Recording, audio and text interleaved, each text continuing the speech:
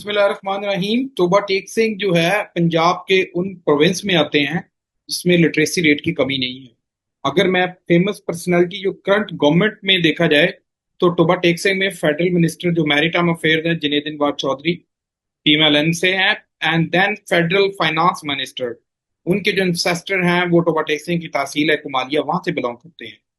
अमजद अली जो जावेद साहब हैं एमपीए फ्रॉम टोबा टेक सिंह, जो जो टोबा टेक सिंह सिटी जिनकी कॉन्स्टिट्यूंसी है पीएमएलएन के, वो भी वहीं से हैं।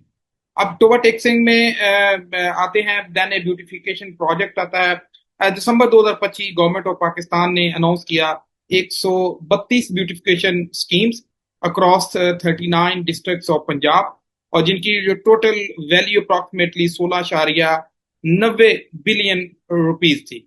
अब इस ब्यूटिफिकेशन का जो डायरेक्ट जो कंट्रोल था वो डिप्टी कमिश्नर और असिस्टेंट कमिश्नर के पास था।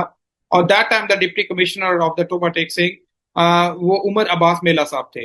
ये जो उमर अब्बास मेला साहब ने फिर इस ये फंड्स को भी कंट्रोल किया और उसको मैनेज भी किया। 2026 में मरियम नवाज का सोना पंजाब के नाम पे स्कीम आई। उस स्कीम में फिर आपके जो जितने भी बाजार थे, अगर मैं बात करूं टोबा टेक सिंह के सदर बाजार की, वो पुराने तर्ज का बना हुआ था, उसमें रेडियां बेहंगम थी, पेडिस्ट्रियन नहीं थी, बारिश पड़ जाती थी। लेकिन उसको ब्यूटिफिकेशन के लिए जब किया, अरबों रुपए लगाए गए। उमर अब्बास मेला साहब डेली बेसिस पे उसको विजिट भी करते थे एज पर शेड्यूल। लेकिन पहली जब बारिश हुई और उस बारिश ने उस प्रोजेक्ट की जो है असलियत खोल के रख दी, इसकी ये सूरत बना दी कि अवाम ओपनली कहना शुरू होगी कि इसमें मेगा करप्शन हुई है। अब इसमें क्वेश्चन बहुत सारे उठते हैं। सबसे पहले जो जुनैद अनवर चौधरी साहब का कंस्टिट्यूंसी है वो वहीं से एमएनए हैं। उन्होंने उसको मॉनिटर कितना किया, उसको वैल्यूएट कितना किया, वो किस तरह इस पर रद्द अमल करते हैं। सेकंड अमजद जवेद मल साहब जो पूरे पंजाब के मसीहा हैं, और उसको उनकी जो असम्बली के फ्लोर पे जो उनकी जो क्वेश्चन और कंसर्न रेज करते हैं ले मैन पर्सन के लिए, वो दर्जा चाहरम के एम्प्लॉइज हों या साथी इकराम हो, किसी भी, वो अपनी इवन तो अपनी पार्टी की पॉलिसी पे भी जहाँ पे लोगों के जो लोगों के जो एहसास ना किया जाए तो वही भी स्टैंड लेते हैं। वो एक इस वेल नोन पर्सनैलिटीज हैं। Then federal minister finance Aurangzeb साहब जो हैं, वो क्योंकि उनके एंसेस्टर जो हैं कुमालिया से हैं, वो भी कुमालिया से हैं। तो ये जो फेमस पर्सनैलिटी होने के बावजूद तोबा टेक सिंह के अंदर जितनी भी ये स्कीमें हुई, मरियम नवाज की इस जो विजन के तहत, उसमें करप्शन का आखिरकार जिम्मेदार कौन है?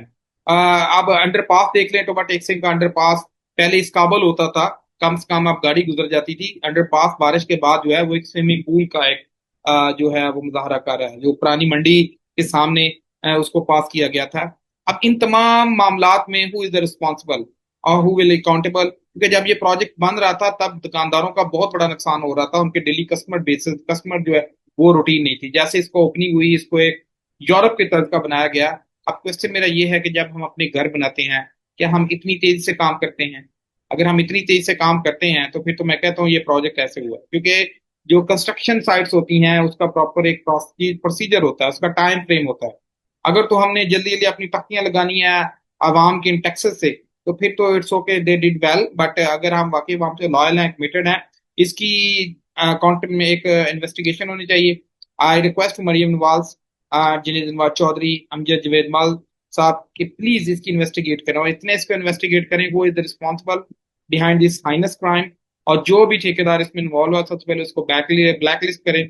सेकंड, उसकी सारी रिपेयरिंग रेनोवेशन अलॉन्ग विद सदर बाजार के जितने भी ताजिर बरादरी का जो नुकसान हुआ है उसके साथ उसका मदावा करें। Have a good day, stay blessed.